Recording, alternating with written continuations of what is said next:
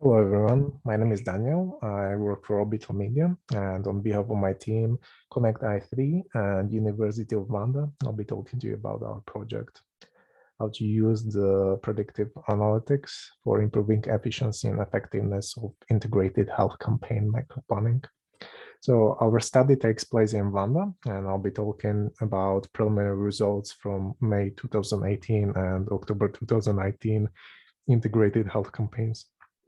Before I talk about the study and the results themselves, I would like to take a little bit of time to talk about the problem so that you understand a little bit more as to why we are trying to address this and what is our solution going to be. So currently the health campaigns are being planned manually, which is often problematic because all the people and all the different parties are involved. Which takes a substantial workload from all of these parties involved. And it also often results in miscommunication and problems and errors, which often, prolongs and complicates the whole process. So the next thing is that currently, because the way they store the data, which is basically non-existent, they cannot make use of it, and which means it is not possible for them to identify vulnerable, or poor communities who need the health campaign services the most. The next is that the deployment of the resources themselves is not optimized, meaning that some health posts receive many more resources than required, and many other health posts receive much less resources than is required for them to properly deliver the campaign effectively, meaning that some people might not receive the treatments because the supplies are simply not available, and if the government sends out resupply trucks, it is very costly. And the next thing is that, if someone tries to, come up with trade-off scenarios, it is very difficult to quantify again because of the data problem. So what we are trying to do in here is, create some sort of automation for the micro planning process and reduce the workload of the whole planning campaign process, so that, we allow the user to actually focus on a better implementation of the campaign itself. So we build a cloud-based dashboard, and we are visualizing the vast amount of data they have available, so that the people who are planning these campaigns can make better informed decisions based on all the data available that we represent in readable form.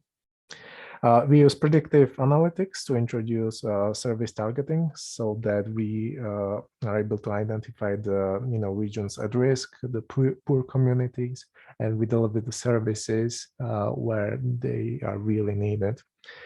We also optimize the resource deployment to increase the efficiency, so that the resources are delivered in the right amounts and there is no lack of them during the campaign, and there is no need for immediate resupply during the campaign itself. And we are also planning a few simulation trade-off scenarios to seek alternative solution and provide them to government so they can see what is better for them.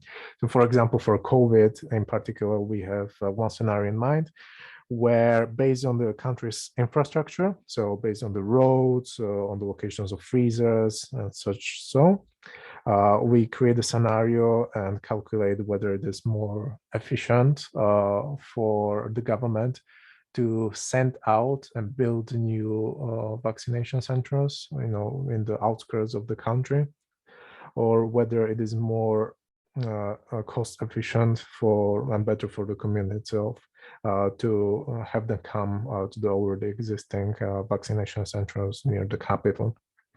There will be just one scenario, for example. So the purpose of the study would be evaluate all of these we've just mentioned, how our tool would, be used during the campaign itself, how much it would help with the automation of the, planning process. Would it help with the storing of the data? Would it help with, making decisions based on the visualization we show them and on the key performance metrics and so on? How well will our model be able to identify the communities that require the most attention? and how well we'll be able to optimize the deployment strategies. So the expected outcome will be, well, improvements to the coverage of the underserved communities, reduction in health inequities, and we also want to save, cost in the planning process itself. So let me talk to you about the preliminary results from the two campaigns we have covered. So first of all, let me talk about the increasing reach of the campaign. So currently, the health campaign services that are being provided are able to reach around 5.1 million people. And one of the simulations we have created is that our model is able to so let's say during the campaign, when the campaign starts, the government says that, we have some extra budget. So, what do we do with it? So we'll say that, you can create, this many temporary health campaign posts, and we'll place them. Our model will determine the best location to place these temporary health posts, such that, it maximizes the amount of the people that will be able to come for the services, because in a lot of communities they are inaccessible because of the terrain in Rwanda. It's very hilly, there's a lot of forest and jungle. So we'll place the temporary health posts in such a location such that a lot of these communities which were not able to access the campaigns now will be. And we have found out that by simply introducing 180 strategically placed temporary health sites during the duration of the campaign, which is often just 5 days, we can increase the number of people who will be able to arrive for the services by up to 2 million people. So the next thing we have looked at is the staff deployment optimization. So we analyzed the data, and we have found out that during the first 3 days, many more people come than during the last 2 days. And this often results in the health posts being unable to deliver the services to many people. And they just end up waiting for the whole day, and in the end, we just turn back.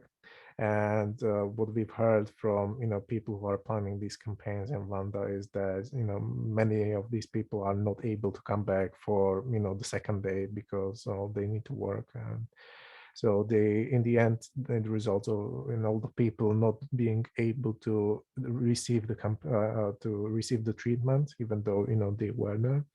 So what we have created is, a model that predicts for every single health post. It predicts how many people will arrive at what day. And using this information, we'll then able to tell for every single health post, like how many doctors, nurses, how many supplies you will need on every single given day, to such that you can optimally serve, all the patients that arrive.